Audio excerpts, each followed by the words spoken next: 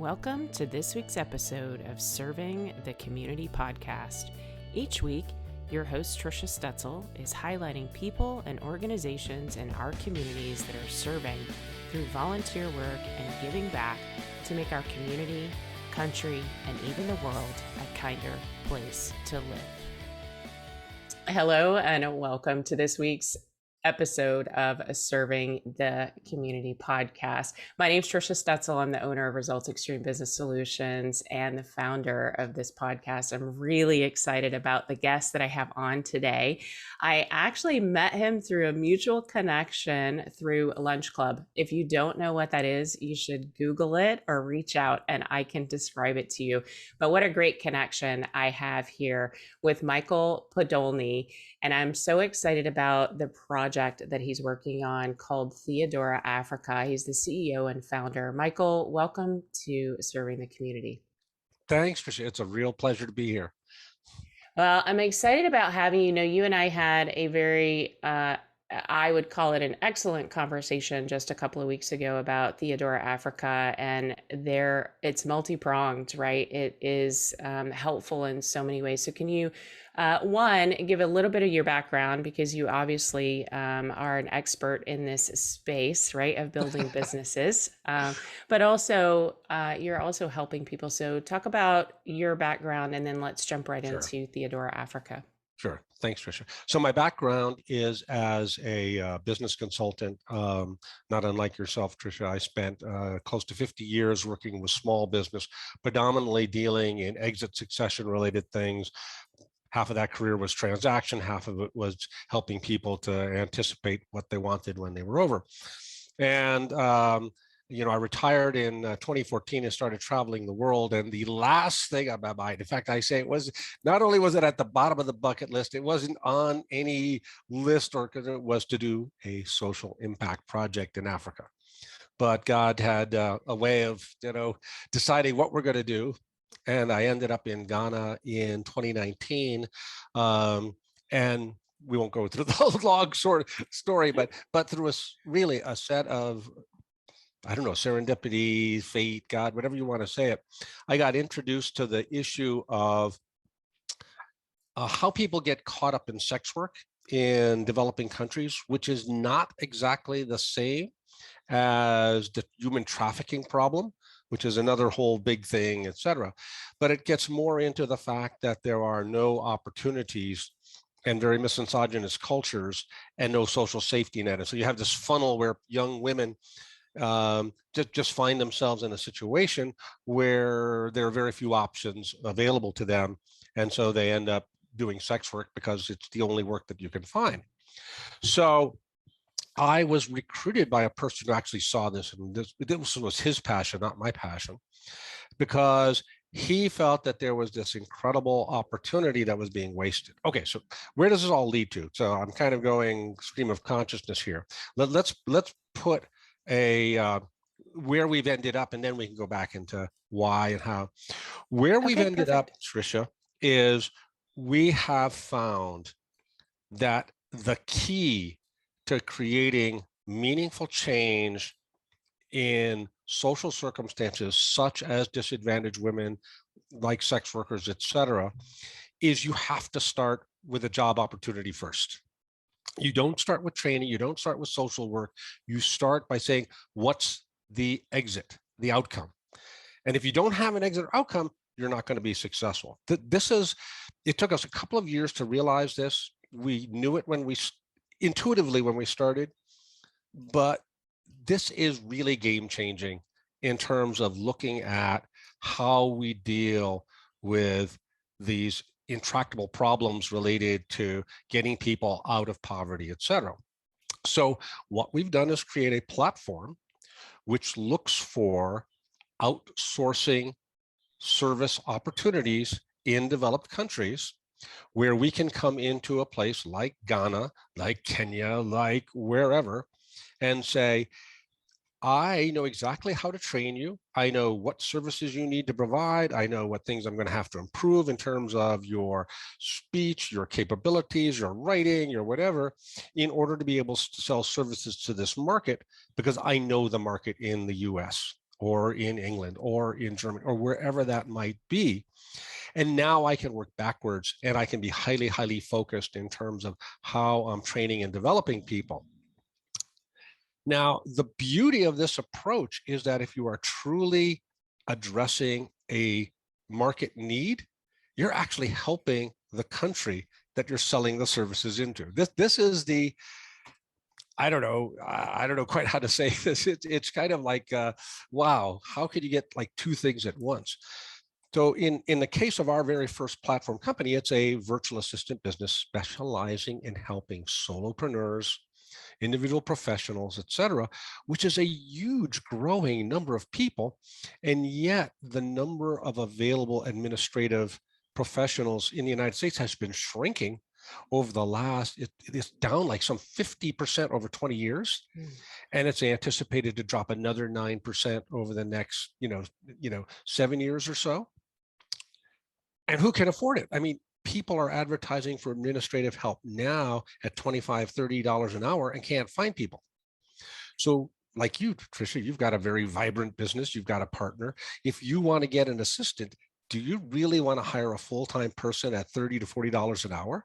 Do you really even need that? Right. Maybe not. But to grow your practice, you might say, boy, I wish I could get somebody for $10. I mean, 10 hours a week or 15. Mm-hmm. And if I could get it for $15 an hour, that would be phenomenal. And so that's what we have this opportunity, is to create this arbitrage where that $15 an hour in a place like Ghana is middle-class income. Right. Yeah, absolutely. That's kind of what we're doing. We're using this market opportunity to create social change. Yeah, and you and I had a very colorful conversation, right, about both ends of that. And so it is a two-way street where you're giving these women an opportunity to have a business, right? To learn and understand and have a business. And you're also giving opportunity to small business owners in the United States to take advantage of the skills that these women are gaining. I'd like to talk a little bit about what's different about your project. And a lot of times we see projects start where somebody comes in and says, well, I'm going to go fix this problem, right? Number one, that's a big problem, right? I'm going to go fix this. Right, I'm going to go fix this problem, and I'm going to take these people out of the situation that they're in. I'm going to give them some education and release them into the wild, right? And you and I talked about how that doesn't work. Right. And what's different about your project is, number one, what skills you're teaching them, because you know the job, right? You know exactly where they're going to go. And it's not just about placing them, but also about giving them something long term, right? You're not just educating them and releasing them back into the wild. You're giving them hope through this opportunity and this job, right? That you present to them. So talk a little bit about how, a little more into that model, right? And what that really means. Sure. So, I think you and I joked about this when we had our prior conversation, that when I write my history, this will all have been I will have all thought this ahead of time, when in fact, that's not what happened at all. No, I mean, initially it was, okay, we had this group of women and we thought we were going to do this long training process, and COVID forced us to go into a bootstrap mode much faster. But that was a blessing in disguise, because it forced us now to really be client and customer focused. So there are a couple of differentiators. You identified as like, the last thing we wanted to do is just train them to be potential virtual assistants and then, like you say, throw them out into the wild and be among the 10,000 people on Fiverr. That's not going to work. Their chances of being successful are going to be very low in that kind of competitive environment. So we identified that having a business that was providing the services, where you might have 2 or 3 of our people working on a digital project, where you had project management, where you had consultative selling up front to determine, would give us a significant competitive advantage over the rest of the world. Because most people you go to who are providing virtual assistant services are either one, you go have to find them yourself, Upwork, Fiverr, et cetera, or you go to an agency which says, oh, I'll give you 3 people and you choose. And then it's still, you have to train that person, you have to be whatever. It's not an integrated sort of ongoing learning solution. So that was number one, change the basic business model so that we have a larger percentage of, excuse me, people that we can potentially ask as clients, because we can answer the client that doesn't know how to use a virtual assistant. That's number one. Number two was create a very significant environment in which to put people so that you truly promote the change you want to. There was a lot of skepticism among people that I knew in the United States. You're going to take these women who've been on the street, their English is probably poor, they don't have this, and you're going to make them work with professionals. And I can understand it. I could understand why they would feel that way. What transpired was that by creating a very specific environment with very specific expectations, example, we told everyone the minute they accept the first payment from us, they are no longer in Ghana. You are in the United States. You are working for a United States company. Here are the people that are going to train you in what you need to know. You need to get this within a month or two, and we know you could do it. Yeah. There was never any question where we felt that we communicated to them that they couldn't do it. And I, like I said, I wish that I had the foresight of this, as opposed to we were dealing with COVID and just like, how are we going to survive? But it was really amazing. I'm putting up a YouTube channel now, and we have a testimonial from a new manager we hired. And it's a wonderful testimonial because she had in this testimonial, I came into this group thinking I was going to have to train these people. What I rather found was I was the one who needed to be trained, that they had advanced so far in learning apps and how to use apps and how to work with a client and being able to even be out and market with people, that I was blown away. And that's what happens when you create, I think, a very, very specific environment with expectations and support, and training, et cetera, is that you can get people to really, jump up dynamically. So then the third differentiator is that this was always intended for us to make this something that the women would own. It was not, I'm not an entrepreneur. I am, but I'm not, I had no desire to own a virtual assistant business. So Theodora Africa as a platform, it creates businesses that the women will own. And Theodora Ghana Virtual Assistants, which is our first project, is the first of that. And then hopefully we will find many other outsourcing opportunities.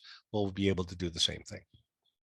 Yeah. And that was one of the things that really struck me. And I've remembered, and I've talked to so many people about our conversation just in the last 2 weeks since we last spoke, because I love the business model. And I know I have a lot of business listeners as well here that, small business owners and leaders in larger businesses, and thinking about the idea of allowing these women to come into the system, giving them the skills necessary, whether it's a language skill or a technical skill, teaching them how to present themselves to the client and speak to the client and be, a good partner in their business. That's number one. Number two, teaching them how to be entrepreneurs. That's huge. And you're also giving small business owners in the United States the opportunity to have someone come help them. In all of the years that I've been working with small business owners, one of the first things that I tell them is get help, right? Outsource that, delegate that, stop doing the things that you don't like, stop doing the things that are time consuming, and hire someone to do it. And I love that you're able to build something inside the business where our small business owners can take advantage of it, right? At a reasonable cost, right? Yeah. Trish, one of the magical things that happened and was that I didn't anticipate was the powerful effect that an American small business person has on a young woman who has been basically looked down upon, spat upon, her whole life, and how this transforms both parties. Because what happens is that our typical small business person is very egalitarian. They don't sit there and say, "Oh, please call me Miss," Stetzel. They say, you say, "No, call me Trish." All right. We deal on this first name basis. We don't look down upon people. We do expect people to do the work, but that's different. That accountability piece. Well, to these young women, this is like the most powerful addictive drug you can imagine. Like respect is just like, I don't know quite how to explain it, but our people become so attached to our clients and they want the clients therefore to succeed. They take this ownership attitude that, okay, you need to get this done. I'm going to call you. I'm going to stay on top of this. We're going to talk this through. We're going to find these things up that you don't get with an awful lot of administrative help when you hire them in the United States. And what this creates, and we have testimonials from this from our clients, is this marvelous thing where the client is saying, like, I don't have just somebody who's doing work. I have somebody who cares about me. And since I'm a solopreneur, that's hard to put a value on, to have somebody there who really is interested in my success. Yeah, becoming a team, right? How neat is that? I love that. And I love that it's really making a difference on both sides of the coin. So let's jump into, as we approach the end of the show, how can people get involved? What are you looking for help with on both sides? Whether it's on the VA side or even small business owners, I know can actually get involved here too. So how can people get involved, Michael? Great. Thanks, Trish. There are two ways that we can get involved. One is on the business that we've launched, Theodora Ghana Virtual Assistants. And we are just looking for clients. I mean, it's just that simple. We like to say that you could donate money and feel good about it, but wouldn't it be nicer to get some services that actually help you and create the same benefit as a donation? So if somebody has an interest, they can contact me at michael@podolny.com, also at our website, which is Theodora Africa. So there's two A's there, .com. And you can, go into the comments section. I will also give the email address of our actually business development person in Ghana, a phenomenal young woman named Mary Fiadese. And it's imaryvpa@gmail.com. So that's imaryvpa@gmail.com. And we actually have a process. You don't have to know what you need. We actually have something where, it's kind of like 20 questions where we'll go through and we'll talk to you and we'll let you get an idea where we think where you could use help and where we might be able to help, et cetera. The second thing that we're in need of is that we are looking to test this platform for scalability. So we're in the process of putting together a social impact investment program. We're looking for about $500,000. We're getting our pitch deck put together. What we will do is we'll spin off Theodora Ghana Virtual Assistants as its own for-profit entity, and we will be putting the capital there. Because I think you and I talked about lean impact, and I'm a tremendous believer you don't scale until you really, really have tested everything, and we don't have everything tested in terms of a model that can be expanded. We're going to be doing a crowdfunding platform. We don't have that put together, but any donation you make, and that is also through our website, all right, is essentially like venture capital that goes into the funding of this particular operation. But if people are looking at something more significant and would like to are involved with social impact investing, they can contact me directly.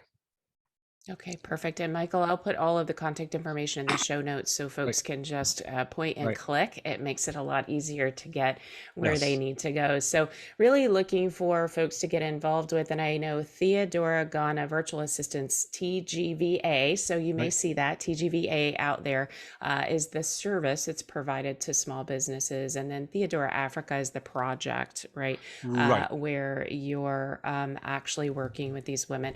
Michael, 15 minutes, 20 minutes is not near long enough for a conversation about this project. I love what you're doing. I think it is significant both to the women that you're helping and empowering and educating and allowing them to grow and even have their own businesses in Ghana, and also to our small business owners here to have something like that affordable, right? Where they can Right, have a team right. member on board, whether it's 10 hours a week or 40 hours a week. Thank you so much for being with me on the show today. I just love that I met you. I'm so excited that Lunch Club produced some networking. I don't know how. I was really reluctant about Lunch Club, but it's worked for me, and Yeah. I hope that we can push some people to your project and get you some of the help that Trish, you're I'd like looking to make for. one closing remark, if I might. Go for Um, it. the problem of unemployment is like a cancer in the developing world. And despite decades of investment and billions and trillions of dollars spent, nothing has happened. But I truly believe that this program has the kind of potential and scalability. And I'm not, because you look at the number of solopreneurs and things, there's like 23 million in the United States. You look at the number of people doing sex work. I mean, we could have 1,000 people working, all right, and we would not have even measurable market share. Um, Mhm. it has that kind of potential impact.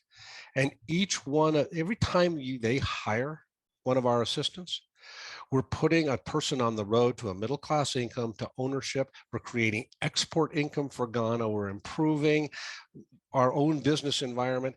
There just aren't that many things out there that have this kind of leverage. So think about that when you think about, do I want an assistant? I don't know. That's hard. Give us a call. That's awesome. Michael, thank you so much for being with me today. Thanks, Trish. It's been a pleasure. And that concludes this week's podcast, Serving the Community.